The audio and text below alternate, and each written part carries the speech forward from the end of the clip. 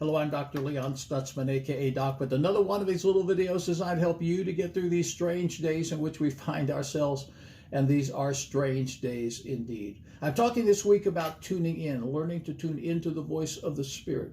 Back in the day, I would leave a meeting on the last night, drive as late as I needed to into the night to my destination, and as soon as I'd hit the road, I'd turn on the radio. Back in those days, I had a 1955 Chrysler New Yorker Deluxe. It was 16 years old. It had an AM radio, not AM FM, not AM FM with a 8-track cassette or a CD player. It didn't have Bluetooth. It had a straight AM radio, and there weren't even any presets on the AM radio. I'd keep one eye on the road because back in those days I was generally driving at an excessive rate of speed. Remember, I was 17 years old, sometimes through the fog, looking out for deer, possums, and armadillos on the back roads of Oklahoma, Arkansas, and Texas. Playing with the radio, listening, cutting through the static, going beyond the buzz, all the other little voices, until I tuned in to those radio stations and heard those radio preachers. My next car was a 1963 Thunderbird. It was a little bit newer. It was up to date. It had what was called a Wunderbar radio. It had presets. You could actually preset the radio station, and it had the Wunderbar. What's a Wunderbar, you're wondering? You hit the Wunderbar and it would move you up to your next preset. It was state-of-the-art technology back in those days. And I set all my radio stations and I drive through the night just hitting the Wunderbar, tuning in. Now you're thinking, what does all this have to do with tuning into the voice of the Spirit?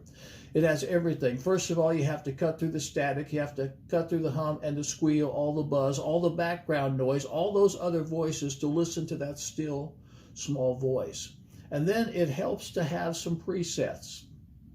I have a certain number of presets in my life. I suggest you might have some presets in your life as well. One of them is prayer. I was driving down the road listening to the radio in that 1955 Chrysler New Yorker Deluxe when R.W. Shambach come booming across the airways. He said, "Preacher, if you're too busy to pray, you're too busy." Well, that hit me because I had arrived at a place in my spiritual experience where I was just too busy doing nothing to pray. So I set aside a time of prayer every day from that time on. Years later, I was having a conversation with R.W. Shambach, and I told him the story, and he was gratified. "Preacher, when you're too busy to pray, you are too busy." Well, that's not just for preachers, that's for anyone. If you want to tune into the voice of the Spirit, you need to have a time of prayer every day. Then I suggest you preset and have a time of Word every day. You get in the Word. You say, "Well, Doc, I have a hard time reading the Bible." Find a version you like to read. Start with the book of John. You don't have to read 3 chapters every day. Just read a little scripture every day and allow your mind to be renewed by the reading of the Word. Then I would suggest another preset. Have a time of regular fellowship. People ask me occasionally, "Well, how's your church doing today?" It's doing wonderfully well. We have 9 or 10 people in the auditorium every Sunday. That's by design.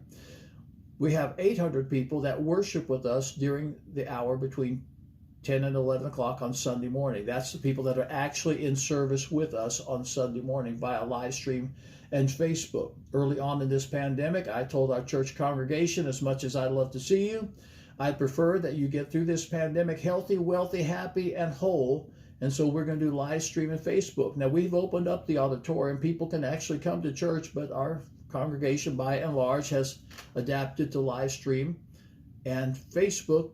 And so they're in church every Sunday morning, right there in their own homes. Places of business are going down the road listening to radio. And you're thinking, well, that's really not church. Yeah, that's church. Anytime you assemble together, however you assemble together, you are the church. And we assemble corporately, understanding there's no time, there's no space, there's no distance with God. We assemble together every Sunday morning from 10 until 11, and that's a spiritual discipline that every believer ought to have. And then I suggest one last thing. Take time to listen.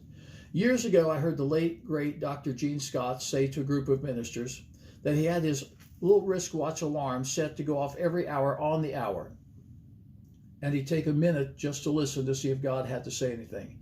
And I thought to myself, if a PhD, Phi Beta Kappa, magna cum laude, multimillionaire businessman / preacher feels the need to listen to the voice of God, at least to listen for the voice of God every hour on the hour, I ought to take some time to listen to God. Don't you think you ought to take some time to tune in?